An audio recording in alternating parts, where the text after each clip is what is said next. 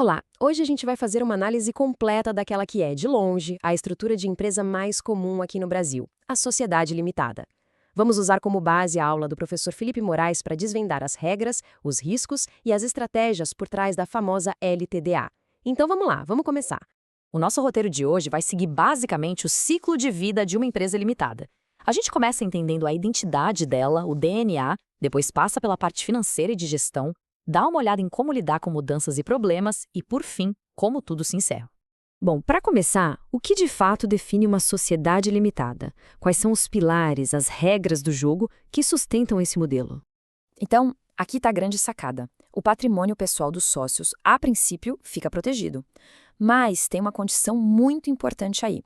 É uma responsabilidade coletiva. Todo mundo no barco é responsável por garantir que o capital prometido para a empresa seja de fato pago por completo. Se um sócio não paga a parte dele, os outros podem ser chamados para cobrir essa diferença. E essa imagem mostra muito bem como o jogo mudou para o empreendedor que toca o negócio sozinho. A gente tinha a antiga Eireli, que era bem mais engessada, pedia um capital mínimo altíssimo de 100 salários mínimos. A chegada da SLU foi uma verdadeira revolução. Permitiu que uma pessoa só abra uma limitada com a mesma proteção de patrimônio, mas sem aquela barreira financeira gigante. Isso deu uma flexibilidade e uma segurança enormes. Ok, entendido o básico, vamos agora mergulhar no coração financeiro da empresa para ver como essa espinha dorsal é construída e quais são as responsabilidades legais que vêm junto. A identidade da empresa começa, claro, pelo nome. A gente tem duas opções. A firma, que geralmente usa o nome dos sócios, ou a denominação, que é mais como um nome fantasia. Mas não importa a escolha, tem uma palavrinha que nunca, jamais pode faltar no final. E o motivo para isso é seríssimo. E aqui está um dos maiores riscos, sem dúvida nenhuma. Esqueceu o limitada ou LTDA no nome? Bom, isso basicamente joga fora a principal proteção de toda a estrutura. A responsabilidade deixa de ser limitada e os administradores passam a responder com o patrimônio pessoal deles pelas dívidas da empresa. É um detalhe minúsculo com um impacto gigantesco. O capital social é o motor da empresa, né?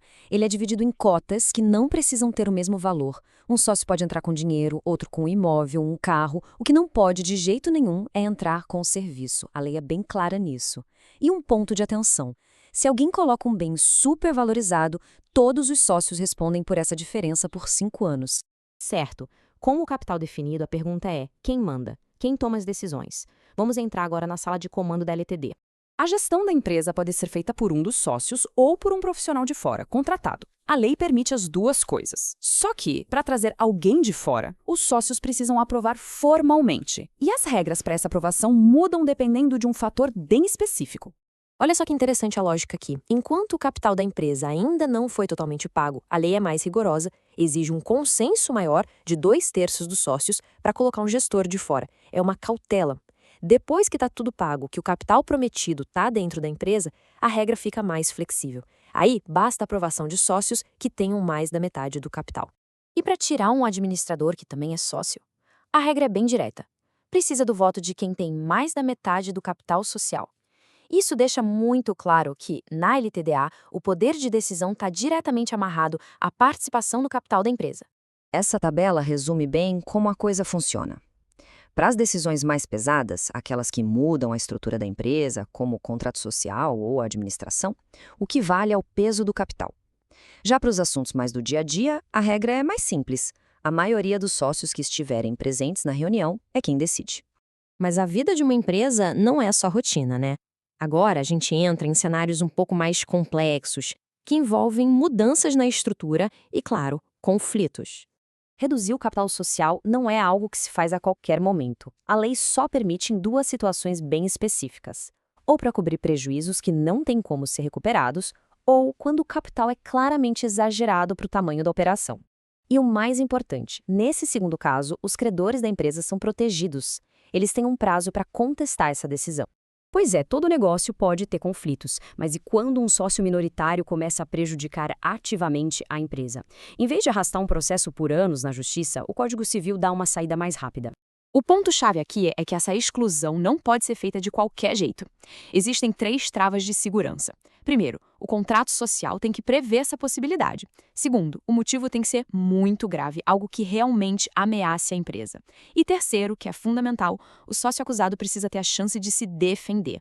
É uma ferramenta forte, mas que exige todo um rito formal e justo. E finalmente a gente chega no último capítulo do ciclo de vida de uma empresa, o seu encerramento formal. A dissolução de uma limitada não tem um processo exclusivo só para ela. Ela segue as mesmas regras gerais de outras sociedades. Pode ser pelo fim do prazo de duração, por decisão de todos os sócios, enfim, por várias causas previstas em lei. A partir daí, começa o processo de liquidação, que é basicamente pagar as dívidas e dividir o que sobrar. E toda essa estrutura, tudo que a gente conversou, está bem amarrado na lei. O Código Civil é a grande fonte que desenha cada uma dessas regras, dando previsibilidade e segurança jurídica para quem decide empreender no Brasil. E aqui fica um resumo prático dos artigos mais importantes que a gente abordou. Eles são a base para entender tudo sobre responsabilidade, capital, gestão e os momentos mais críticos de uma sociedade limitada. É uma referência super valiosa para ter sempre à mão. Para fechar, fica essa reflexão. A LTD é, sem dúvida, uma estrutura muito eficiente que protege o empreendedor e dá flexibilidade.